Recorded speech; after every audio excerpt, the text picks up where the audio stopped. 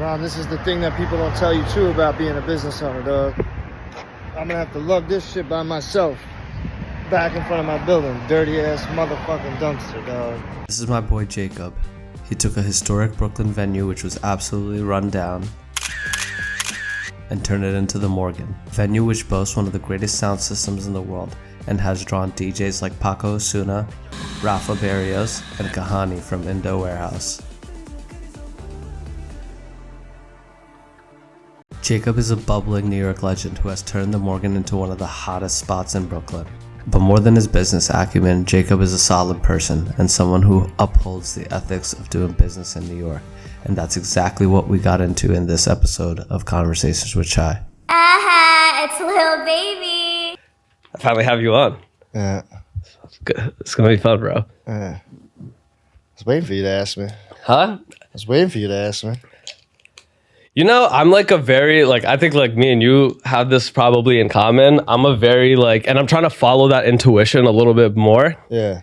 I used to like criticize myself for not thinking about everything. Yeah. But then I realized like my best decisions are like the ones that like, whether it's God, universe, like my ADHD, a thought pop in. Yeah, you just go with it. And I just go with it. Yeah. Those are always, I'd like notice that like when I played like poker too. Yeah. My first read was always right. Yeah. It was just the sitting there and being like, does he not, does he not, right? Fucking do it. Like, and so like now I've like decided like, cause I think for like a long time with this, cause I've been doing this now for like a year and a half, for a long time with this, I was like, I overanalyzed every decision and I actually never got those right. It was always like the fuck it, like, like, let's just do this. Welcome to Conversations with Chai. I'm your host, Ram Chaudhary, aka Lil Baby Ram, and today I have CEO and one of my homies. He owns the flyest spot in Brooklyn. We have with me owner of the Morgan, Jacob Smoky. Appreciate that. Yo, we've had, I know we talked off mic and I'm keeping all that in, but I'm so glad we finally did this because we've been friends for a pretty long time now. Yes, sir. We're friends, right? Yeah. It's been a minute, actually, now. I wanted people, to know you and people to know what the Morgan is and the story behind it so bad because when I look at you as like a friend and as like a person I do like a lot of business with, you are one of those people that exemplifies like amazing business in New York from like how you just handle and operate, right? Like me and you didn't even know each other from a hole in the wall, but I've never ever had to think twice about doing business with you because it's always been a good experience. And I know I'm not alone in that because even at like the friends and family that you had for the Morgan, just talking to people, everyone essentially says the same exact thing. Yeah.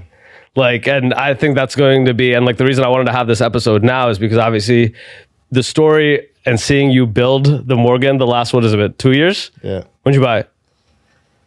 August will be 2 years. August, 2 years, right? And so like, I guess like I want to hear first like the story of like how I know the story, right? But I want people to kind of know from like the beginning to what it is now, right? Because being at the friends and family, my biggest thing was like, damn, I saw this place when it was empty, when you bought it, and it was just like... Run down.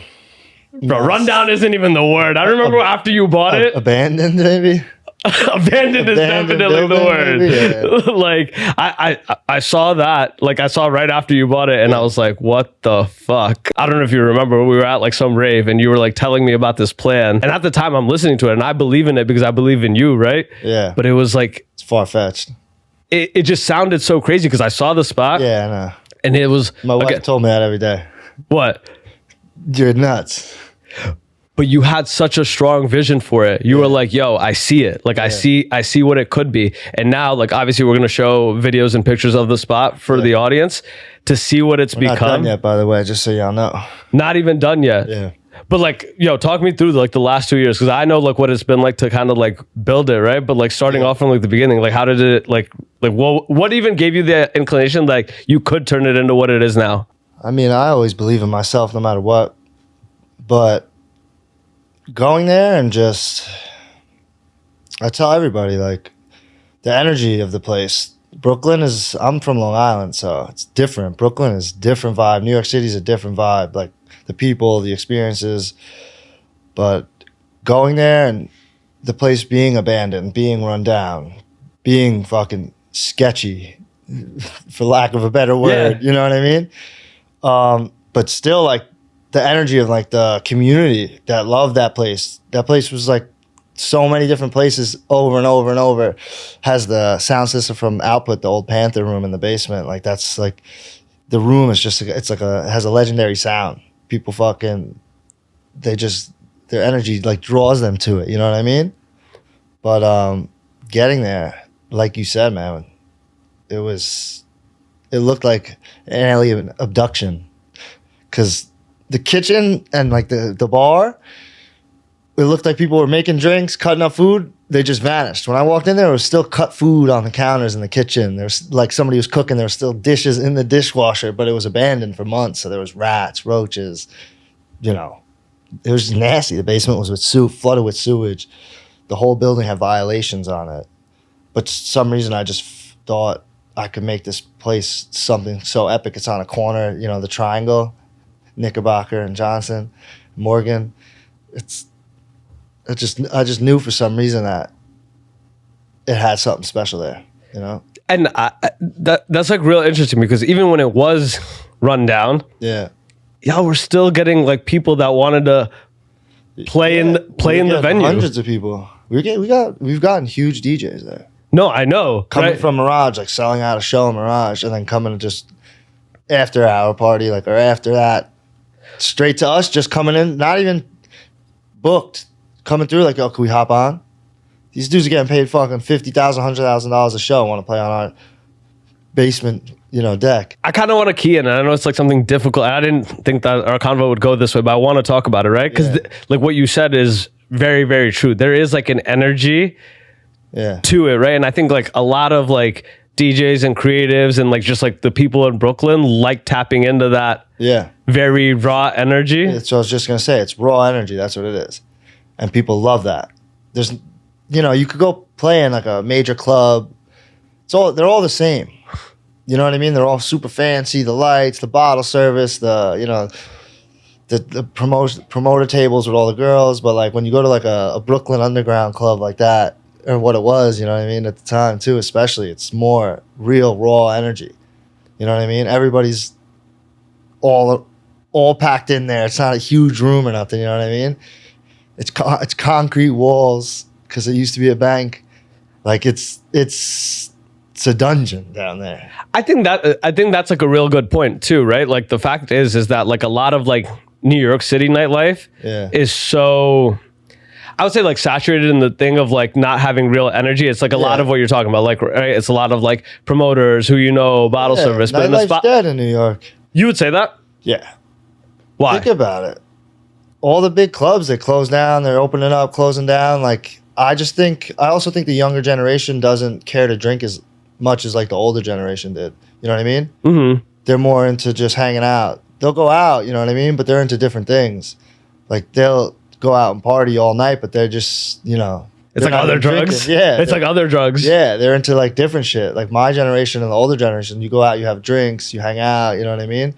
You go home by 4 a.m. These people go 24 hours, 2 days in a row. It's different. It's different type of parties. So what is like, because obviously like you have such like an extensive experience in like hospitality and like nightlife, right? Yeah. Like just your background and obviously now with like the Morgan, right? How do you, because I hear that like a lot of like, because you know, me and you know a bunch of like people that own spots in like New York saying that, hey, like nightlife is dead - dying, right? Yeah. How are you looking at it like long term? Like what keeps you like viable, right? Because a lot of like restaurant - nightlife margins are built within alcohol, right? And if people are drinking less or like, look, how do you, I guess, like build something in that type of environment? To be creative, you have to be different. You know what I mean? You have to be distinct. That's why you have to be there every day. You know what I mean? It's not like one person running the show. You have to have multiple people doing all different things. There's people that are good at running the bar. There's people that are good at running the kitchen. There's people that are good at running the floor. You have to have those special people in each position. You know what I mean? The marketing teams. And when I say nightlife is dying, I just think it's more these huge groups just run everything. You know what I mean? There's a couple huge groups, everybody knows them. Like, they run everything, whether it's in New York, California, Miami, you know what I mean? Like, it's like a takeover. You know what I mean? That is a really good point, because I actually think that there's like a closer reason that I don't even know if you've probably identified it, because I see it in the way that you guys operate. I think like the bigger nightlife is probably dying because you're not like close enough to the people to figure out what it is that they want, right? Yeah. Something that like the Morgan has done well the last 2 years, even as it was being built, was tapping into all these different parts of the Brooklyn community to get them to come based off of like whether it's like certain people throwing certain like DJs, right? Certain parties, certain people just even on your team that are tapped into different parts of that Brooklyn community. Yeah. Part of why like nightlife is so crazy is because everybody's got an ego. Like they don't want to party with certain people. You know what I mean? Certain promoters won't promote with other promoters, and like parties are supposed to be like inclusive. That's what they're all about. Like a rave is like where people go to like escape, you know what I mean? A club is where you go to like enjoy yourself with nobody watching. And I think everybody like now is like so, I think it's social media and everything, like so drawn into that, like I'm the shit, I gotta be in this section, I don't fuck with y'all. When it used to be like, you know, when I would go out, we pop bottles when I was a kid, like thinking I'm cool and shit. You'd invite random people because you don't care, like that's what it's about, you know what I mean? That's what New York City's all about, is that energy of like a community, you know what I mean? You want everyone to work together. Like that's how I think I'll be successful. You know what I mean? I'll try to keep growing I will try to work with everybody, you know what I mean? I give everybody a fair chance. I want to grow. I try to lift up myself with people all around me, and I hope people surpass me in business and then give me an opportunity, you know what I mean? But I think a lot of it's like cutthroat and stepping on each other, and that's why I think a lot of nightlife is dying, because everybody's trying to just be that next big thing, and they're willing to step on anybody for it. This is like a big reason why I wanted you to talk about this specifically on the pod, right? Is because I think that captures exactly what certain people are missing about what it is to be and do business in New York, right? It's called hospitality. Hospitable. You're supposed to be hospitable. It's about everything being for the people, not for you. You're supposed to give people an experience. You're supposed to, you know what I mean, really care. You know, you don't want somebody to come to your place and like you got dirty dishes in the back and you're serving food with dirty silverware, or like, you know what I mean? Everything is, you're supposed to be hospitable. Everything. I think about that all the time because I'm like, again, like such like a homebody now, right? It's like if I'm about to go out somewhere, right? And I probably would have done it earlier in my 20s, right? Just to be at certain spots. But I'm like, if I'm at a certain spot and I don't feel like I'm being taken care of, even though I'm a nobody from a hole in the wall. Yeah. Why would I continue to go there and spend money, right? Like if I'm not being appreciated, why would you ever think that I would return there? Because I saw spots like that in New York die in even my 20s. Like I saw certain spots where I'm like, damn, we don't talk about that spot fondly. We actually just kind of shit on it, even though we spent so much time there. We would never go back because we only went there because that was like the thing to do at that specific time. We had no relationship or rapport there. Yeah, at one point they were the shit until they gave the reins to somebody else. And then all of a sudden now it's like, you got to beg to be in there. And it's like, I'm coming to spend my money at your spot. Like, you should treat me like I'm keeping you afloat. You know what I mean? I think places lost that. When you are like the person, or when you are the thing, or when you are the venue, you forget that like the whole reason you are the whatever is only based off of support of like people, right? Like once people reach a certain threshold, they're like, yeah, fuck that. Now, like I don't need it. Now on the shit, exclusivity. And then they fall off. And then they fall off, right? Because as soon as you lose that, then they just try to reinvent themselves, open up a different name, different street. You know what I mean? That's why these big groups, they're able to do that because they got capital out the ass. You know, a lot of these mom and pops during COVID, like, they're gone. You think that's sustainable though? Because I see that even in like nightlife events, right? Which I'm like more familiar with, right? Where I know like certain promoters. It's like the same promoters. They throw a shitty event. Burn all the bridges, burn all the contacts. Start up a new event. But I'm like, my girl gets those DMs all the time. It's like, yo, this party. I'm like, yo, it's the same dude that threw the last 3 parties that we hated. That's what they do. It's like an unspoken thing in hospitality too. Like a lot of these companies or groups, whatever you want to call them, or just like individuals, they take money from lots of people, open up a place. Those people never really make their money back. They're a partner, they get to hang out there, but they never make their money back. You know what I mean? Then they just do it again over and over and over. They'll close this place to open this place, close that place. They're the only ones making money, and people like, it's been going on forever, you know, hundreds of years. Like, are they making money though? Outside of a lot of them, yes, but a lot of them just get new partners, new people to invest, new investors, new this, new that. Because on paper, look, we did this, we did 5 million, we did 8 million, we did 10 million. Yeah, but it's like, I made the millions, you didn't make nothing. That's how people do a lot of this in this business. So if you're like an honest person and really actually grind and have a real business that you want to last, and that's why you have to care so much, because people come back when they feel welcome, when it's a community, when things are on point, when they feel like you're taking care of them. And even with partners, like, you take care of them and you make sure like they get their money back and they get paid and all that.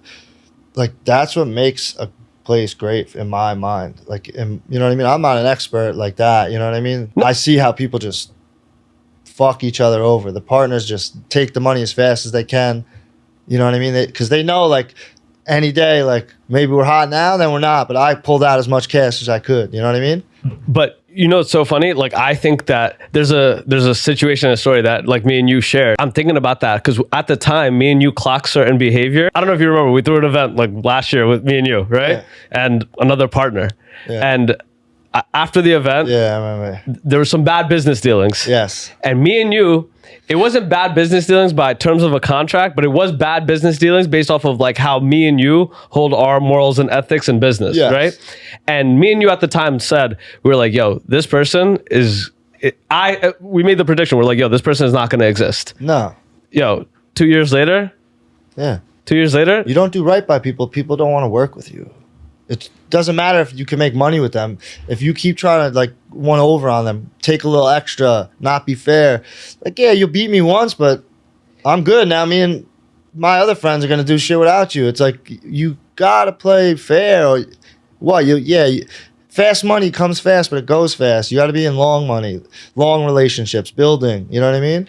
And I think it's like, again, it's exactly what you're saying, right? It's like the short-term versus like long-term focus, right? Because in the moment, they're probably thinking, even that business deal, right? Yeah. We weren't really asking for a lot. You kicked me like... No, nothing. Peanuts. And you did that. Yeah. Really, on what was actually made? It's principle. Exactly, right? Because on what was actually made, bro, I spend like 500 like that. I spent 500 like that on like a week of this business, right? Yeah. To walk out the door in New York, I spent $500, right? Yeah. But it's not the principle. They could have kicked me whatever. Yeah. Think about it. Me and you asked them like, yo, anything. But think about it. In that moment, they were like, yo, a $500 decision cost them how much in the future? Yeah, it burns a bridge. Think about it. You have a venue in New York that's so like... connections to multiple venues, right? Think about how many times I've hit you and been like, yo, I need a venue, right? Yeah. And you just like, yo, this is my whatever, right? Yeah. That relationship you don't think is worth at least 500. People are so short-sighted. Yeah. It's like, how could you not want to develop and nurture that, right? Because over $500, you lost maybe tens of thousands of dollars in favors, relationships, 100%. And also just doing the right thing, just like the moral. Yeah.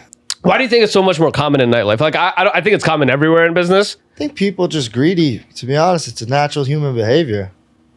People are greedy, no matter what way you look at it. People want more for themselves, and like, I get it. Like, we grew up in that kind of world. You know what I mean? People will fucking stab you in the back if they can make money. You know what I mean? And a lot of people aren't like that. I know a ton of people that are the opposite of that. I have club owners and restaurant owners in my neighborhood send me events all the time. They're double booked. They don't have to do nothing. Oh, no, I'm sorry. That's all they have to do. No, they'll go out of their way to get in contact with me. They'll come and meet, sit down. They don't ask for nothing in return. They'll come and meet at my place to show their friend my spot. They don't ask for a kickback, nothing.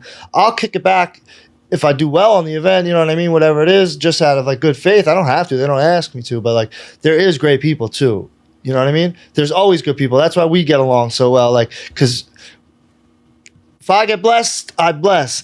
If my friends, they could be living, like my best friends live in other states. Like, if they're doing well and they have an opportunity, Jacob, let's go. I got this little thing we could do. Boom. Put me on. And it's vice versa. I plug my friends up all the time because I'm in a business where I meet 1 million people every day, right? All different professions. So I plug up all my friends with all different types of people. I have no no greed in my heart. You know what I mean? At all. I'd have no aspirations to push the one man down to get myself up. You know what I mean? The next man down. Like, I'm not stepping on no one to get where I'm going. It's a self-fulfilling prophecy. You think that the world is limited. You think the world is cutthroat. The world is going to be cutthroat to you. Of course. You think that the world is filled with good, solid people, and therefore you are going to be a good, solid person. Yeah. Good, solid people are going to find you, right? Yeah. Yo, how is that? 100%. But you also have to be cutthroat at the same time.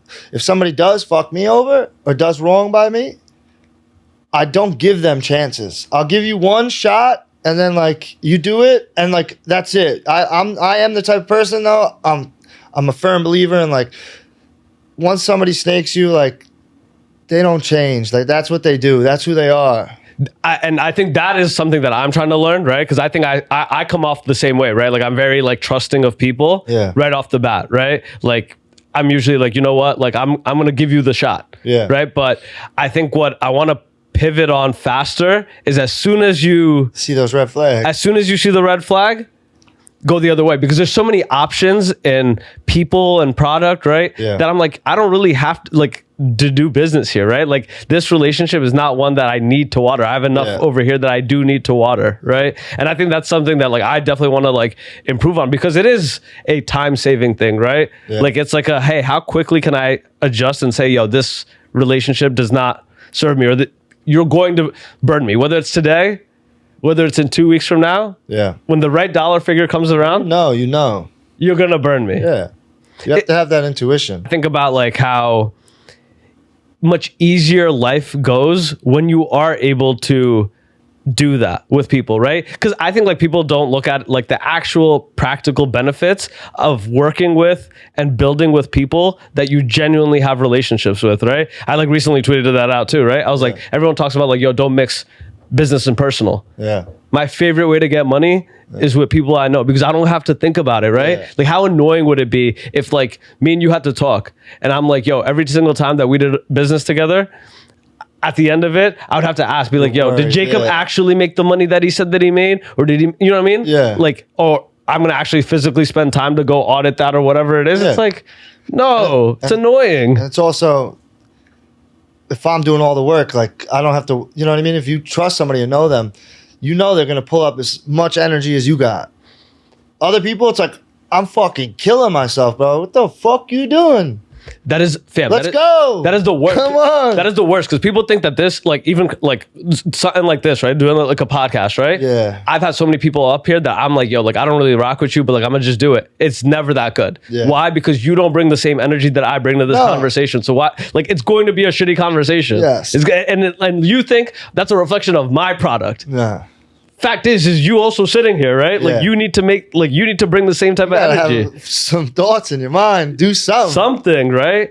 Like jump up and down. Shit. It's such a underserved thing in community, and because I look around, like I'm like, me and you are very similar. Like we talk to everybody, we give everybody shots, right? And that has like real tangible value that I see a lack of inside New York, especially Manhattan. I feel like because a lot of people in Manhattan treat Manhattan as if they're just leasing it, because most of them are just leasing it. They look at it as very transitional, right? They don't treat it with like a long-term community build, because they're like, hey, I'm not even going to be here in 3 to 5 years, right? So one of my biggest like blessings and benefits, and whether it's like through poker, whether it's through nightlife, whether it's through all the other things, is like just the ability to have a community and network inside New York.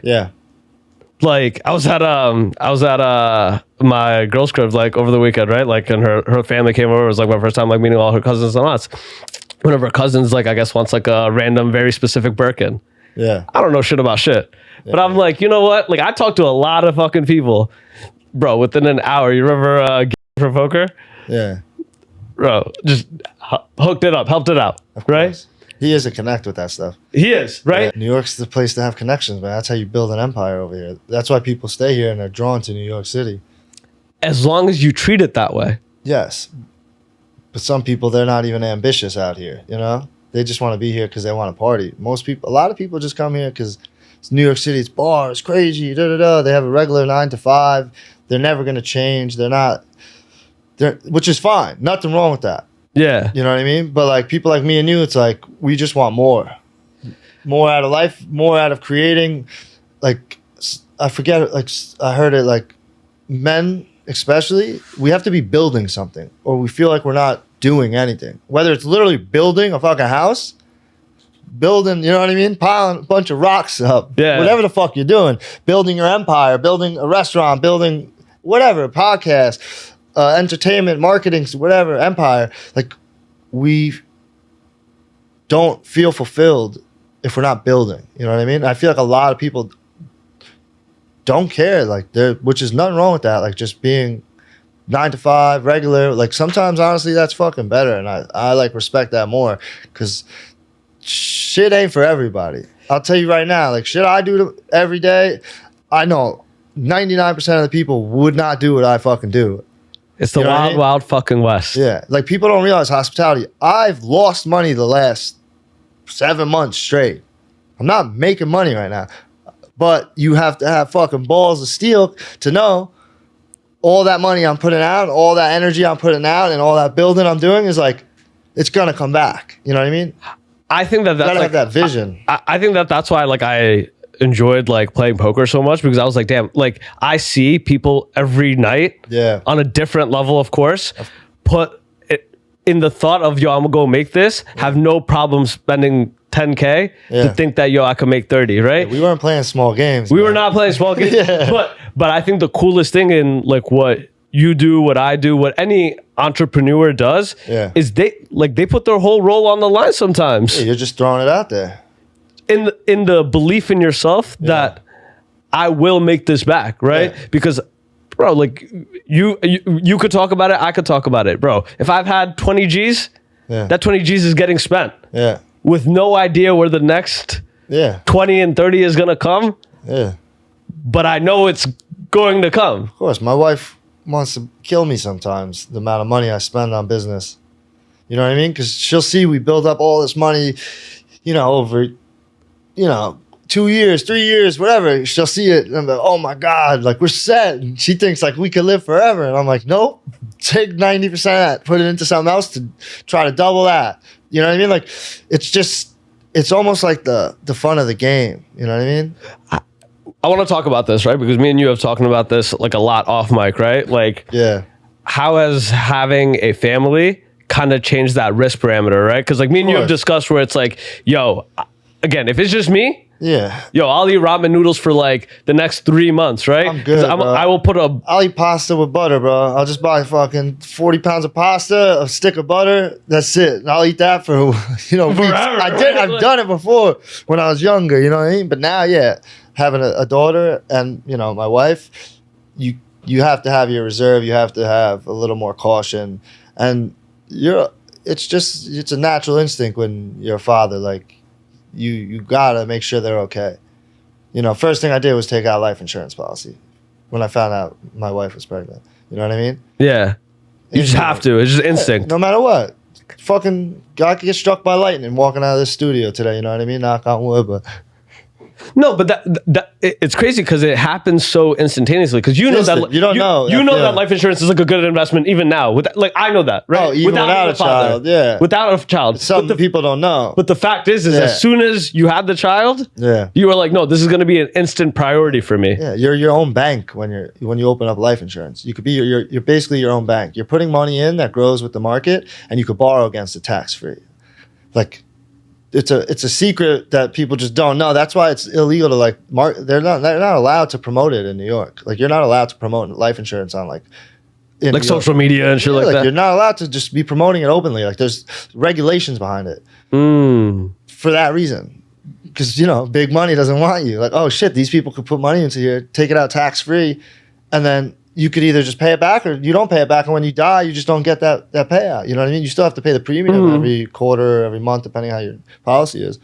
So that's interesting, right? Because like everyone I talk to, whether it's like my older cousin is you, right? They've always talked about how like after, because people think it's the opposite. People think that like, oh, like having a kid or having a family is going to slow me down in terms of like my money making opportunity, right? No. But what I've always heard and seen is that as soon as why? Because you got to make sure your family's secure. You know what I mean? Especially I mean, I don't know. I can't say how other people think. How I think is like, you never know what's going to happen in life. You know what I mean? I don't know how long I'm going to be here. I got to make sure that they're set, no matter what. You know what I mean? My daughter will never want for nothing. You know what I mean? In life, financially.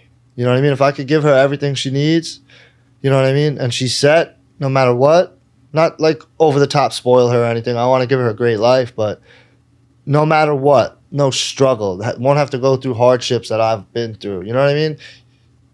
That's what it's about. That's what my family moved here. You know what I mean? My grandfather came here from Italy to give my father a better life. You know what I mean?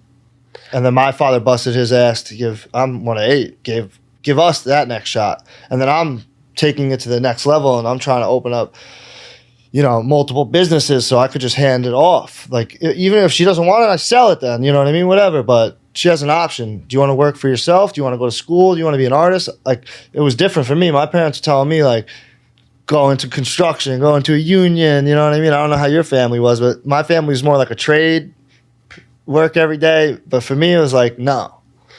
I want to do what I want to do, and I'll have that same energy for my kids. Like, you know what I mean? That's interesting, right? Because like I guess like the brown version of that, right? Of like going to a trade. Because I'm like that too, right? Like it's generational.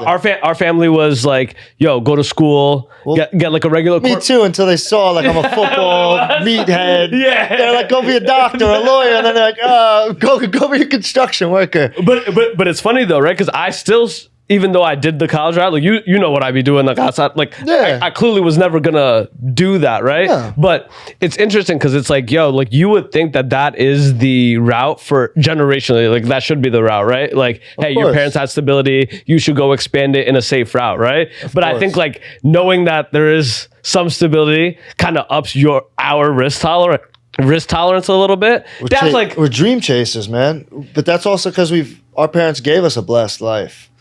To be able to dream. Yeah. Chasing dreams over here every day. Bro, just to be able to dream. Like I think that's like a big like thing that is like robbed of people, right? Just the ability to have like a dream and have like, hey, I want to do this. The balls to go for it. You know what I mean? People think like you gotta come from money to go for it. You don't have to have money. I was fucking living in an apartment in high school on my own. I didn't have money. I got kicked out of my house at 16 years old, bro. I've been living on my own since 16 years old. Like, I didn't have money. I was hustling, fucking making money any which way. You just literally have to make enough money to take that chance. You got to stack up enough bread. Don't got to be a lot. It could be $5,000. Depending what you're trying to fucking do, just enough to hold you off for 2-3 months. And I'm talking eating fucking ramen noodles like we just said. All day. Ramen, fucking noodles, pasta. Like, you have to save up just enough money to take that fucking shot. And then you got to stop basically what you're doing to make that money and go full force into that one thing with no fucking safety net behind you. There's nothing catching you, dog. There's nothing. You're dolo. I always say like I was like a boy up until like I would say like I started like taking like a, you know what I mean, like not having a safety net, right? Like taking that risk. Yeah. I was a boy. Like of course. I'm saying like this business 100%. People don't know, yeah. Like this business shit, this like business game that we play, this like entrepreneur game that we play is turning me, because all of the things that tell me I'm a little bitch, my business validates that. Yeah. Because every time it's like, yo, you can't just lock in. You because I think that not having a safety net puts your accountability at a different level, because you're like, yo, I need to do this. Because I can't even explain it. It's like, yo, this year, I was like, yo, we like 3x our revenue, 4x our revenue. Yeah, when your back's against the wall. But it don't even matter, because all of that bread is getting flipped up again. When your back's against the wall, bro, you got nowhere to go but forward. You know what I mean? That's where I seem to be my most creative. In times of like, oh shit, it's all in or nothing. Yeah. What are you going to do? What are you going to do? You going to fucking fold? Nah.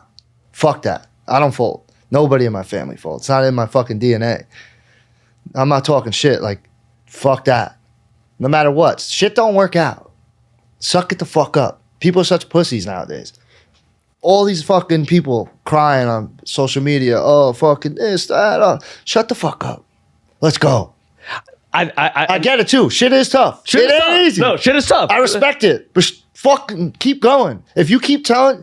People get anxiety, people get depressed because you think about your fucking depression. You think about your problems. Think about success. Think about fucking moving forward. Think about it. Fucking tell people about it. You have to speak it for it to be real. If you don't fucking speak it and tell people about it, like you said, when you fucking saw that shithole and probably like, I believe in this kid, but... Good fucking luck. Deep down. Yeah, all right, yeah, it's going to be the fucking sickest place ever. And I'm still not there, but it is going to be an empire, this place. And it's going to be a place in Brooklyn that people talk about for a long time. It's not going to be one of these fucking places that comes and goes. It's going to be creative. And not just this, anything I'm trying to do. Like, with the people around me, I meet people, like, I'm blessed that they're even in my life. Like, they do crazy, dope shit, create. People like you. It's something like, makes me want to just do more. Damn, they up their game. What the fuck can I do next? I have like a lot of friends that, work, 9 to 5, very safe, very corporate jobs, right? And my therapist like was telling me this like maybe like a year and a half ago, right? Because I was like real fucked up about like, I was like, damn, what am I fucking doing with my life? Like flipping it. But then she was like, she straight up said your name because I talked about like, all the people in my life. And she was like, yo, you got to hang around like more people like Jacob in your life, right? Because like having that type of attitude around you is going to make you feel like that attitude is normal because you have that attitude. But every time you look around, you're like, wait, am I fucking up? Am I like just a psychotic, delusional, like human being? But then until you get around other dream chasers that are like, yo, because you said like, oh, like you're telling me this and I have doubt. Nah, that's like the craziest thing because I only feel like I want to talk to people that don't have that doubt in themselves because that doubt is so prevalent in my own self, right? Yeah. Like I'm somebody who is a self-doubting human being, right? Like every single thought I have, I'm like, yo, like what if it fuck up? But hearing it from people that, because I have more belief in other people, I think, that sometimes that I do myself. Yeah. So hearing you talk about that 2 years ago and now being able to visualize what that looked like, I look around and I'm like, yo, if that was a physical representation of that shithole, and that's 2 years of just pure dedication and work. And this is what it becomes. And it's not done. What is my shithole look like in 2 years? Yeah, people don't realize it's not overnight. You're not gonna get it overnight. People don't realize it takes fucking time and it takes fucking hard work and you're gonna suffer. And you might feel like shit, look like shit. But like when you pull it off and you have that, what better feeling is there? And people, like you're just saying, the thing that slows me down the most is people around me. I used to let it bother me. I've lost out on so many business opportunities. Oh, they're going to fuck you over. Oh, you can't pull that off. You can't do that. Why not me? Who the fuck else is doing it? What do you think? Anyone else knew they were going to be a fucking billionaire, a big movie star? They thought it. They dreamt it. They made it reality, but I guarantee you everybody around them was telling them like, when you're not around, when the doors are closed, like that's who you know who your real friends are too. He's not gonna pull it off. He can't do that. Why? I think that's why like a big part of making it sustainable from like a lifestyle perspective and a business perspective, like your own individual life, is just having a solid group of people that are all just killers around you, because that is the only way that you are going to feel like comfortable, right? Like you up, like, and hype you up and like, and understand and like, again, me and you are busy as fuck. Yeah. Right? Like we talk maybe like, and we always talk like individually talk like once a week, like twice a week, like about like random business. I got an idea. You got an idea. Even if it's just an idea, just to throw it at you. Like, what is it? Might not stick, but whatever. Just let me hear your perspective. And I think that that's like where a lot of people miss it, right? Where it's like, yo, like, I do feel like a lot of like camaraderie. Like me and you don't have to talk about like the Knicks game. We don't got to talk about whatever, right? Yeah. Like we understand and care that like on a business level, on a relationship level, like those are the things that matter to us, right? Like you know that I want my empire to be successful. I know that you want your empire to be successful, and having that understanding and like grace for your people around you. Because I think like when you don't, sometimes people deem it like, oh, like you an asshole. You're not like, I'm not an asshole because I don't show up to your birthday party on a Friday night just to like be out. Like that's not why I'm an asshole. Like I care about you. I just can't be there because of I'm doing X, Y, and Z for my own survival. Yeah. Right. But I think like having folks that just understand that off the rip makes your ability to just operate so much easier. One of my best friends, I was at a wedding on Saturday. I missed his bachelor party. I paid for the fucking trip, paid for the boat, the yacht we were supposed to go on. I was planning on going until that day. Just business shit happens, and he called me a bitch, but he's like, I get it, bro. Don't even worry about it. Missed the rehearsal. I'm a groomsman, bro. You know what I mean? I made the wedding. Fucking killed me to even be there. Just chaos, especially with a kid, new business. We just moved. But like, he fully understands, and that's the type of people you need around you. He fully literally said, he'll bust my chops, you know what I mean? He's one of my best friends. Of course, given, we bust each other's chops no matter what, you know what I mean? But he fully understood, like, I get it, bro. You're building. I'm proud of you. I see what you're doing. Like, I'm proud of you. Like, what could we do next? He's that kid. What could we do next? How can I get involved with you? And I call him, you have any ideas? What could we do next? I think that always. I think that is like the best, right? Because like I think about like how I show love, and it's probably like the same a similar way that you show love, right? Is like I don't show love by just like always checking up on you and texting you every day and like going out with you like Monday to Thursday to Friday, right? Yeah. I check on you on like, yo, what is it that you want out of life, and how can I be a conduit to that, right? That is like my goal in life. Like I've hit people, again, it's based off of like just who I am, but it's also like how I show love to people, right? It's like if I think that something can help you in any way, yo, go do this. I hit up my boys all the time. If I'm searching on like LinkedIn and like I'm like, oh, this role is cool, but it's not for me, and I think it's like a fly ass role objectively, I send that to the homie. Of course. Right? Me and you have spent so much time helping out random people that we don't even know, where it's like... I know. I have a problem, I think, to be honest. My wife always says it to me because she's different than me. She's very cutthroat. She's like, you help everybody. Yeah. I'm like, you know what it is? Like, maybe down the road, they'll help me. They'll give me some. They'll throw me like an idea or throw me like, oh, this thing you could do. Same way you're just talking about. You'll call your boy if you see something.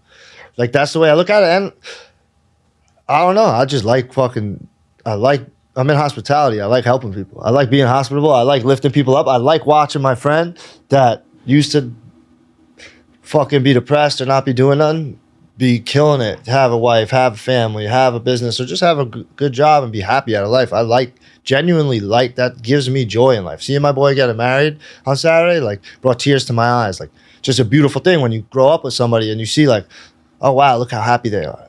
Look how beautiful this is. Look at his mom, his sisters, his dad. Like, it's just, what better things in life, you know what I mean, than friends and family and successfulness and, you know what I mean? And that camaraderie of just a close-knit friend group, even if you don't talk to them every day anymore. Because, you know, now we're getting older, you know, you don't talk to your friends. And when you see them, it's like, oh my God, you're reminiscing and this and that. Like, there's something about that. That's what I think keeps people going. No, I think it's like the beauty of like the depth of life, right? Yeah. Like, I think like the longer time camaraderie that you have with folks, you really can experience like even things that you probably loved your family and loved your friends 10 years ago, but that's only grown over time. Like those things don't disappear over time, right? They're not diminishing, right? Those are always and exponentially increasing, right? Like the love that you pour into people and people pour into you, you realize like, oh, that grows and continues. Because like I think about the goodwill that you are going to continuously build and are going to build with like your business, your personal like entity is only going to exponentially increase. Yeah. Like the homies that you're lifting up now are going to lift you up in the future, and they're going to have more. Of course. And you're going to have more. Yeah. That's how I got into like this business. It's just good people giving me opportunity. They're fucking loaded, these people I'm around. I'm talking about other groups that have multiple places. They see you doing something good. Obviously, you could help them in a way, but they're giving you a fucking opportunity. Like, you're not getting these opportunities. People don't just do that. These guys, some of these people are just genuine guys. They're older than us. Like, they're going to be me in 20 years. You know what I mean? Giving the next person down that chance. Like, they'll hand you a business. You know what I mean? Give you that shot. You have to take it. You know what I mean? People will literally give you opportunity after opportunity when you're around good people. You know what I mean? And that's all about, like, your character and the people you're around. When people see who you're with and who you're friends with and how you present yourself and how you deal in business, you get more business. People trust me. I could go to 100 different people right now, ask for $1 million, $2 million, $5 million investment, 100,000, whatever it is, and they won't even ask what the fuck it is, just because they know if I'm asking for it, I guarantee I'm going to make sure you make your money back, or we're going to grow where you make tenfold your money back. You know what I mean? I think that's such like invaluable skill. People always talk about like your credit score, right? Yeah. I would like to apply like a real, not like in the dystopian way, but like a social credit score, a social credit score, right? Yeah. I'm like, yo, fuck my credit. If I called people tomorrow, my trustworthy person. If I call my boys tomorrow, because I've had friends like I'm not lending them money. Yeah, you're not getting it back. They're not really your friend like that. Like they're the type of person they say you're your friend, but you lend them money. Why am I asking you to pay me back? It's been 2 years. Come on, bro. Give me $20 every week. It don't gotta be much. That trust. Yeah, you build that trust, right? Like, because I think about it, I'm like, yes, you can go to the bank and get a loan for your business for whatever. Or I could go to my community, I could go to my block, I could go to the people that fuck with me and raise the same amount of money on a much favorable term because why pay the bank interest? Why not pay your boy interest? You know what I mean? Why am I paying a bank money? Why not give my boy or somebody that will help me a profit? Bro, it's so like people don't even realize because I'm like, damn, like we had a small cash flow issue this month, right? Yeah. I hit my boy. I was like, yo, immediately. It happened within like maybe 10 minutes. Yeah. Hit him for the cash that I needed. I was like, yo, I'll give you like 3% on your money in a month. Yeah. Within 10 minutes, had that money, could do the project that makes more money. Yeah. I was like, damn, like any other entrepreneur, business owner that doesn't have that now has to think about like, oh, can I afford these terms with this bank? Yeah, or they take a really hard money loan, cut. A hard money loan that like you're never getting out of. And again, like that's like a relationship that got built. Yeah. There's reasons that I could do that, right? There's reasons that you would even call that person. You know what I mean? You're not going to just reach out to people. You know what I mean? Nobody likes asking for money. You know what I mean? Who likes asking somebody for money? Yeah. You know what I mean? If it's for something like, oh, we're buying a new business, like you want to get down, that's different. But if it's like, yo, I'm having cash flow problems. You know what I mean? I need a capital. Yeah. Some capital. Like you don't want to do that, but it's like if the people know you and like, no, okay, you need capital because like right now I put more capital into my place. Like people, my partners, they know like if I'm putting money in, you got to put money in. If I own a percentage and you own this percentage and I'm putting this amount, you got to put this amount or more if you own more percentage than me. You know what I mean? It's called a capital call. It's normal in business. Mm-hmm. Like that's just how it goes. And people got to be willing to, the people around you got to be willing to trust you. Trust you, and again, you have to build that by doing the right things with the money. Yeah. Because how many people have we seen that have taken the money? Like I said before, people open up restaurants, take money, and you never get it back. They sell you on a dream, and you could go hang out there and drink and get 70% off your bill for a couple of years. Sick. You just invested a couple $100,000 in this place. You've never made a profit on it. You never got anything for it. There was never a profit share. You know what I mean? They didn't sell the business. They just tapped out the lease or closed down, went out of business.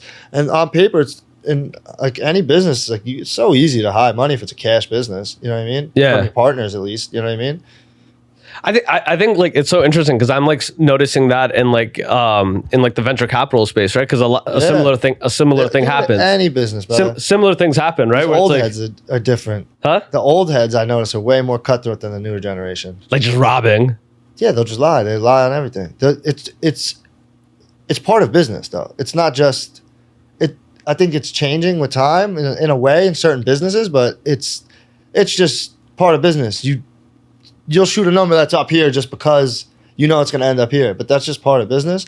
But I noticed the older generation, because I deal with a lot of older heads, they'll try to chop you off thinking you don't know your ass from your elbow until you you have to be on point. Oh yeah, like I had a mentor of mine that was like, yo, before you sign anything in terms of like an investment, I need you to fucking find me first, right? Like, listen, like you can tell me SOS, I will drop everything and make sure I review that for you, right? Because you actually don't know your ass from your elbow right now because and lawyer terms too, like law terms, like. But again, it costs you so much money because I'm thinking like, oh, again, young, you happy to just have the capital because you think like $100,000 is a lot. But then you're like, okay, they give you $100,000 and they own 70% of your business. That shit is a whore. You're never gonna make money. You're never making money. Like you might as well just stop down and work at a McDonald's. But I think that's why, again, like talking to any business owner older, that like that level of mentorship becomes so valuable, right? Because I think about how much game that like me and you just share based off of like not even you trying to give game, but like just conversation. We're still green too. Like we're still green to these industries. You know what I mean? We're gonna 20 more years. We'll be those guys. You know what I mean? Again, and it's not even on purpose. Like these guys, it's just how it is. It's business. Business is business, bro. Like I'm gonna get my value. If I think I'm really truly worth that, like I think I'm truly worth that. Like, you're going to pay me that fucking money. Like, yeah, it is high, but I get it where these guys are coming from, but it's more cutthroat as you go. And I think that's out of experience though at the same time too. Absolutely. Cause I think about like a incident, like maybe like probably like 2 years ago, probably for the same event, right? Where you pointed out to me, and I took this mentality because I probably would not have come to this discovery as quickly as I did. Yeah. When I start like in content and all of this stuff, right? People aren't really thinking about they're only looking at business from a very simple term, right? Yeah. Oh, TikTok gonna pay me whatever, gonna pay me. You told me that you were like, yo, you on a given night just moved 12,000, 13,000, 15,000 into a single location. That's how much money is being spent here. Yeah. Across the board on different things. You don't think that you should get a percentage of that? Yeah. And I was like, damn. I'm thinking like, oh, like the quick little flat check, like I did a little bit of work, right? Whatever. And you were like, you just moved 15K and you're not going to see. Yeah. What do you think? Like, especially a markup on alcohol, bro. They're selling 15K in alcohol, which means they probably spent $2,000. That cost them $2,000. And they're making 13 or 12, whatever the hell it is. You know what I mean? $3,000 say they spent. You know what I mean? The markup on alcohol is insane. You're not going to take 10, 15, 20. That's what I'm saying. Ask for the most. They're going to hit you somewhere below, and then you guys meet in the middle. You know what I mean? But yeah, exactly. I think understanding like equity as like a business owner is so important, right? Like having it, not having it, right? Because I think like a big part of like, again, the investment from you, like not just in like a mental and physical, like being at your business all the time, but also like how much is this growing? Am I growing this for me? If you're a partner of mine, right? We have equity. I could have more equity than you, but if I do 90% of the work, I want salary too. I want to be getting paid salary and my equity. If I'm the one doing all the work, you could own 20% of my business, but you're never there. You don't do anything. I'm the managing partner, right? Mm-hmm. I own 80%. I'm not just taking my 80% equity. If I'm there every week, I'm paying myself a salary, what I'm worth. If I'm doing everything, the day-to-day business, I'm getting paid for that as well. So like anything you do, you should be getting paid for. If you're bringing an event to me, why wouldn't you ask for money? What do you think I'm gonna say? No? If I'm not making 15 grand and you're bringing me 15 grand that night and you ask me for $1,000 or whatever, 10%, yeah. 15%, whatever the fuck it is, what do you think I'm gonna say? No, I don't want to make any money. Fuck it. I gotta pay this kid 15%. I'll still make $8,000, $9,000, but nah, I don't want to give him that. No, I want to still make that $9,000. You know what I mean? Like, you gotta look at it like that. This guy has nothing going on. I'm bringing him something. I'm giving him value. Like I said, like a customer going to a restaurant. You're bringing me money. I'm serving you something, yes, but you chose to come here. You chose to send me this. You asked for something, like, of course. You know what I mean? And that's what I also was saying to you too. Like, I felt like you didn't want to speak up because you have like a relationship to that person before, like yeah, and like your friends of friends and shit. But I'm like, bro, you don't hold your tongue. If you don't say it, like maybe they don't even realize it. Some people don't realize they're being like a dick kind of, or like kind of greedy, or you know what I mean? Sometimes they just don't know it. Or they know you won't say shit, and they're like, whatever. You know what I mean? I think that is like definitely a big part of it. Like asking, like I think I've had to get better at that, right? Like, because I like, again, closed mouths don't get fed, right? Where it's like, of course, if you don't ask for it, I'm like, damn, all these people that think that like, oh, there's no sponsorship money or there's no advertising money, that have like 10x followers than me. Yeah. It's because y'all motherfuckers wait on somebody to go tell you, hey, here's a check available. Demand that fucking respect. Go and be like, hey, can I have money for this random event that I'm throwing? Hey, can I have money for this random thing that I'm doing? Yeah. And they're like, yeah, fuck it. Yeah, like, what's my cut going to be if I bring you this? What am I getting out of this if I do this? Again, people don't make that realization until I think a lot later. And at that time, it might be too late, right? Too late. If you don't barter right away, it's, why am I giving it to you now? You brought this to me and now I have it. Like, I already have it now and I've had it. So people don't want to, again, after the fact. If they're fair, they'll hear you out. But some people, like, then it's like, well, I guess, bro, but you're going to get way less of your value. When you come straight up and demand it up front, you'll get it. When you come later and like, hey, it's like, yeah, I'll throw you some money. I'll give you a little bit of it, but like, that's it. I think that's when like it's like unfortunate, because obviously you have to like build your own like value too, right? Yeah. But I think what I see a lot, and it actually like pains me, is like when people fuck themselves over for like the long term without understanding like that, right? Understanding your fair value. Because like people will think like, yo, right now, this is okay, right? Because this is what I was comfortable asking for, right? Yeah. But then they like lock into something like long term. Yeah. In a year, that might not be okay. Like your workplace may have changed, right? Like what the business is even worth may have changed. And if you haven't negotiated those things since day one, you are going to be underpaid and undervalued. And sometimes also it's not good to lock it in right away until you're in a position of power. It could be vice versa. You know what I mean? If you're like in something and you lock it in, now you're only getting this, but you wait a little longer till you're in that position of power where you have more strength in that relationship, then you lock something in. Because, once you lock in a contract, it's hard to get somebody to renegotiate that shit, you know what I mean? Unless you have more value to bring, you know what I mean? But if you're already locked in and you're bringing all that value, why are they going to switch it now? Yeah. I think sometimes it's better to wait too until you're in that position of power. But yes, what you're saying is, you should always try to get it up front. Don't wait. I think even like you should try to get up front, but you're absolutely right, because I think people do that in like when they're trying to like raise capital, people run into that, right? Sign a deal quick. Sign a deal, right? But it's like, hey, it's famous in hip hop. If you have money, right? Yeah. You have a lot more bargaining power because you're like, hey, I don't need whatever you give me. If you think I'm desperate enough for the money, you're gonna just offer whatever because I need the money. Yeah. But if I have an investor already, when I come to you, I can say, you know what, I don't like. Yeah. Same thing with me, bro. Like, I've had tons of people offer me money. You don't want anyone's money. You don't want somebody that's going to bug you all the time. You don't want somebody that thinks they're going to change shit in your vision.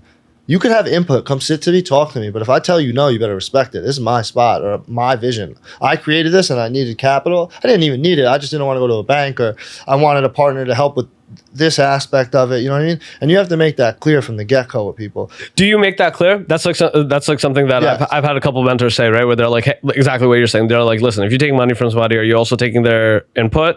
Like, are you making that like, hey, like this is just a capital? That's in paperwork. Even if it's your friend, you got to write it out. So it's not about like having it to like sue or whatever. It's always just to go back to him and be like, look, bro, we did talk about this. Like, look, it says here, I'm running the show, whatever it is, there's a clause. Like, that's it. You have to make it clear so there's always guidelines. It's always good to cover your ass too. Like, it's covering both of you. So there's no arguing 5 years down the road, like, oh, but I wanted to do this. It's like, no, bro, look, I did this, I built this way for a reason. This is the vision, like this is where we're going. It's just better to have it outlined, like completely, just so you can always go back to it. So you're telling if somebody comes to you like, hey, like I want to invest whatever. If I'm doing a capital call, right, and I got 5 of my friends hit me up, I'll give you this X, Y, and Z, X for this percentage or whatever. Blah, blah, blah. Yeah, right off the bat. You're telling them like, yo, like listen, this is just capital. I'm taking in money. Yeah, they could come back to me later and be like, yo, what do you think about this? I'll be like, yeah. Let's try it. If it's a good idea, even if it like I'm not fully into it, like I might try it, and then if it doesn't work, like let's cut that out. Like, you know what I mean? Because I don't always know fucking best, bro. I do my best. I'm not a fucking whiz. I'm not like, you know what I mean? The master of hospitality. I don't think anyone went to the master of hospitality school. Like, there is people that are the best in the world. That like, there's groups and people in those groups that like they could go anywhere and they're just an ace at their craft. You know what I mean? They perfect it. And I'm not by any means an ace of my craft. I am just across the board decent at everything. You know what I mean? And I know people that are excellent at their craft. I am good at putting people in a position and helping them find their superpower. You know what I mean? I will help you find your superpower. Because some people you can't see your superpower. Somebody could looking at you knows you're great at this and you might not see it. I'm good at finding those people and putting them in their place and then just speaking it to them, telling them that they keep doing this, go that. And they might not believe in themselves. They already know it deep down, but they just, like we were talking about before, people have a hard time going with their gut. Absolutely. And you have to keep telling them. I think that's where like, it's so hard to, I'm so glad that you verbalized it and articulated, because that to me is like a very difficult part of describing what it is that I do. Because I'm like, damn, I'm not really an editor. I don't really do design. No. I don't really like. But you have a gift. I have a gift of people, and that's about that's about it, right? Like the vehicle in which I choose to monetize it is but in this. your eyes, that's it. Huh? You know what I mean? But other people looking at you see everything else. You just don't know. Nobody notices about themselves. I didn't think I was doing nothing that special at this place. Everyone who comes to my spot is like, I can't believe it. Yeah. Like, oh my God. Everyone, my family, my mom is like, the fuck? Like, you did this? People don't know, like, in the past 7 years, 8 years, I've transformed like fucking a chameleon 100 times, bro. I'm talking like bad, like all over the place, bro. I don't speak about it because it's not who I am. It's not a part of me. It'd always be like a part of my past, but it doesn't mean anything. Like where you've been and what you've done, it's who you are and who you were trying to be now. You know what I mean? You can always change your reality. There's nothing stopping you. That's what's so beautiful about life. You can do anything. You can do anything. You can become a fucking singer if you want. You might not be good, but you practice for fucking 20 years. I bet you'll have a good voice in 20 years. It's about just perfecting it. Dude, if you fucking talk on this mic for 40 years, you're gonna get good at fucking talking on this goddamn mic. People just don't want to put time in. If I shoot 3-pointers every day for the next 20 years, all day fucking long, I'm gonna be a fucking great 3-point shooter, bro. It's just a fact. You're doing it all day. As long as you're not fucking completely, goofy where you can't even hold a basketball. You know what I mean? But anything, if you practice long enough, people don't want to put in work. Anything you do, you could fucking be the best at it. It doesn't matter what you used to do. You know what I mean? Like me 15 years ago to me now, I'm not even remotely the same.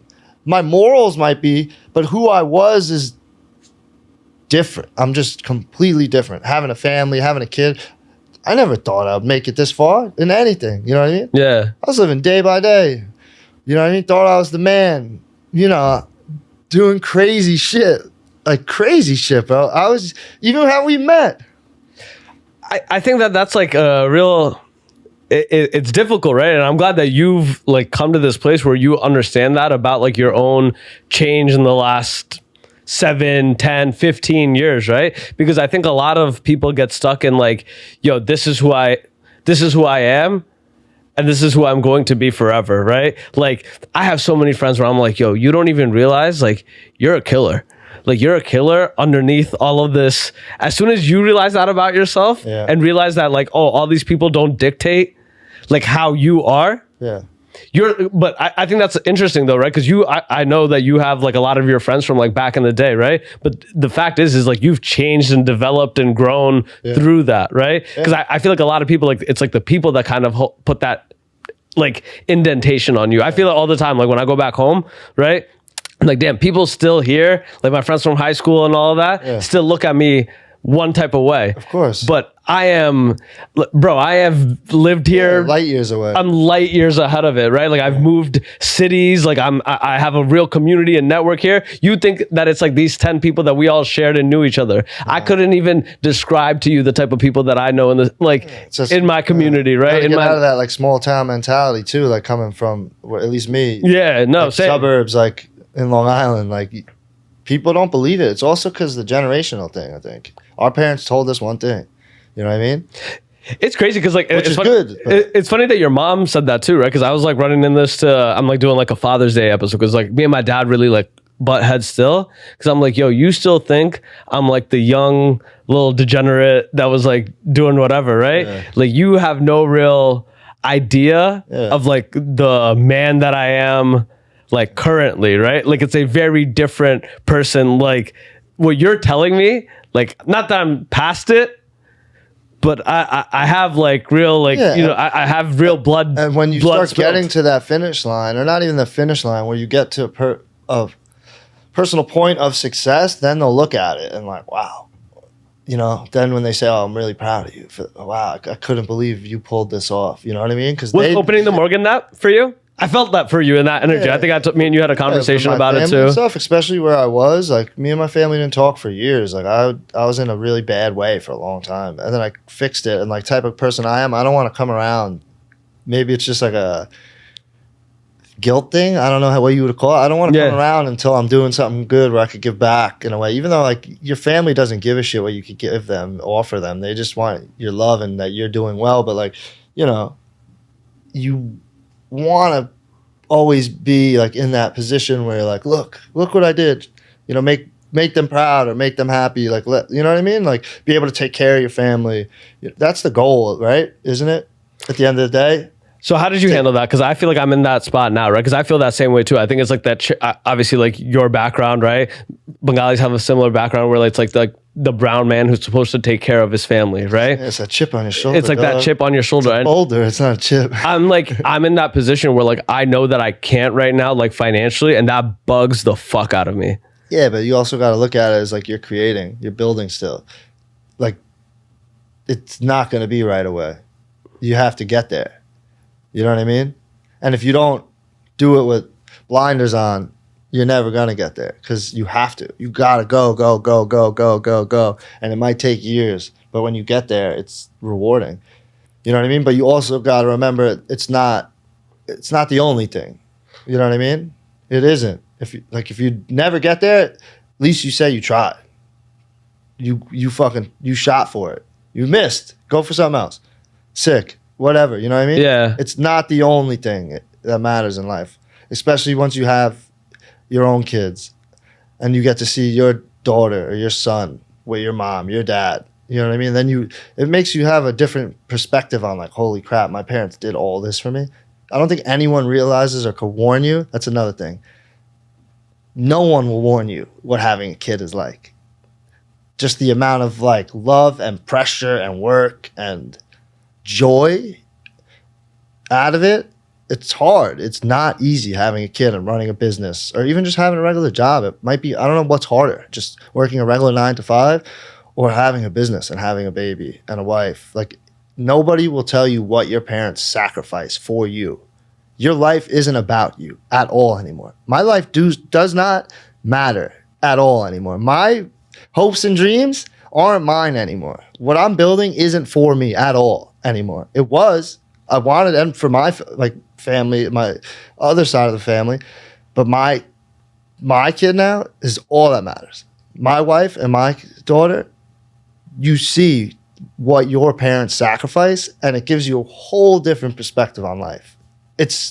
You can't even imagine. Like I don't think anyone can tell you. My boy was telling me that my boys that have kids, and you hear like yeah, but till you hold that baby in your hands, you can't. You've never had that thought or that feeling in your body. It's not a thing you've felt. It's nothing you've seen. It's like seeing an alien for the first fucking time. You've never seen an alien. It's literally something you will never experience until you do, and it just changes the game.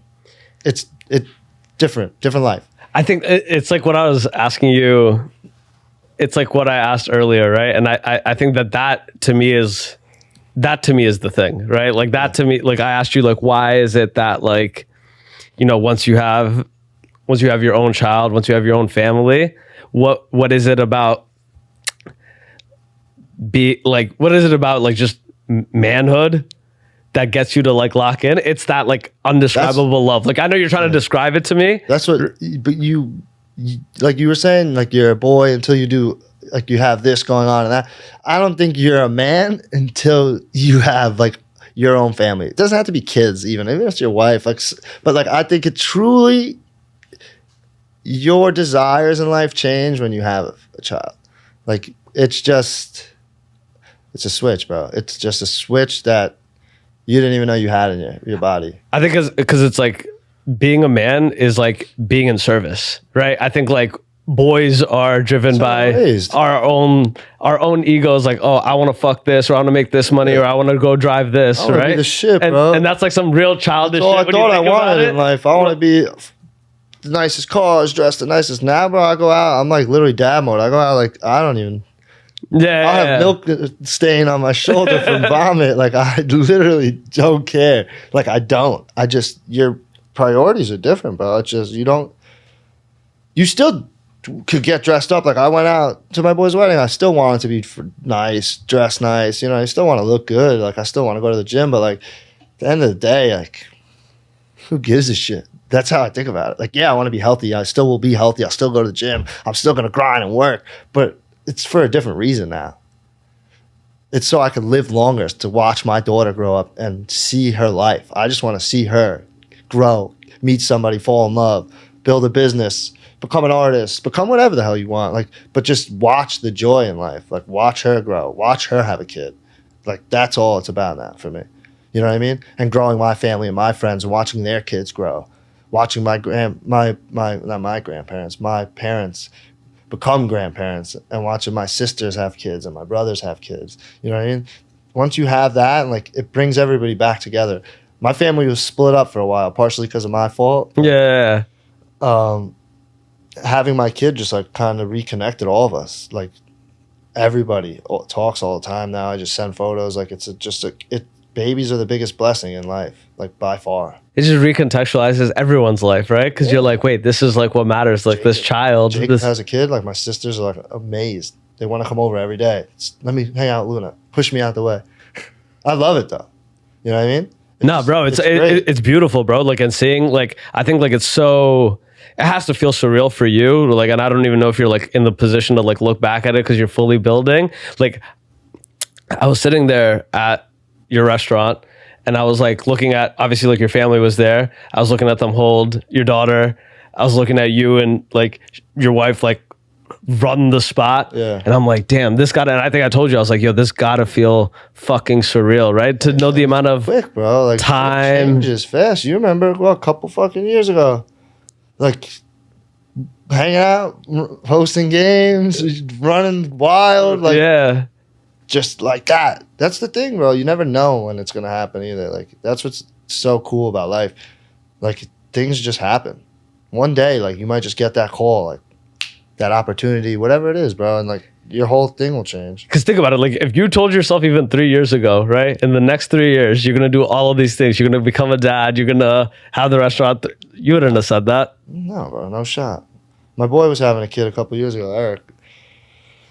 And I was like, oh my God, bro. I felt like it was literally yesterday. We were in Kubrick, his coffee shop, his bar in the meatpack. Yeah. And like, we were just throwing COVID parties, like, underground. Yeah. Like, doing whatever the fuck we want. Crazy shit, bro. Like, hosting games, like, just chilling, bro. He had the house right up the street.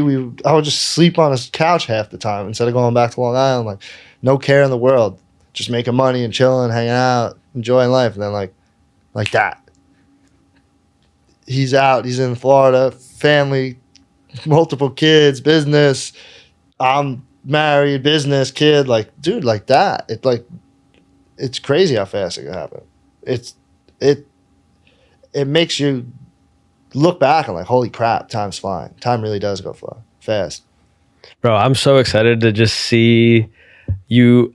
For all of my friends, right? Like, I'm so excited to see you cook. And the next, like, that's like what's so exciting because I'm like, I check out on you all the time. I tell my friends too, like, I'll check out what my boy's doing. Check out this. Let's do this. What can we, dude? I'm behind your back trying to pull deals off for you. Just seeing like maybe we could all network somehow. Like, even if I'm not involved, maybe you network with him and grow his shit, and then they grow this. I just want to see people growing. But that's what's so exciting because like it's getting bigger. That's so exciting for me, right? Because I look at the last like 2 years of my life as like almost like a setup, right? Because I'm like, damn, like I got some like real amazing like people that like I talk about all the time. Like I like love my life here, right? I was like, I got some amazing people here, and like you're saying, like I just want to see that.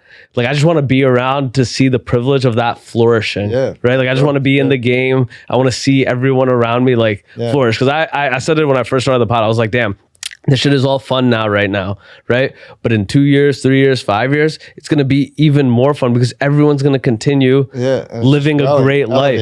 Yeah, living a great life, doing good work, right? Because I know the ones that I've picked around are always doing good work, right? And are doing good things. And we're talking about it just business. I'm just talking about like life. I got cousins that are having like kids, building families, and I'm like, all of this shit is going to continue to like grow and flourish.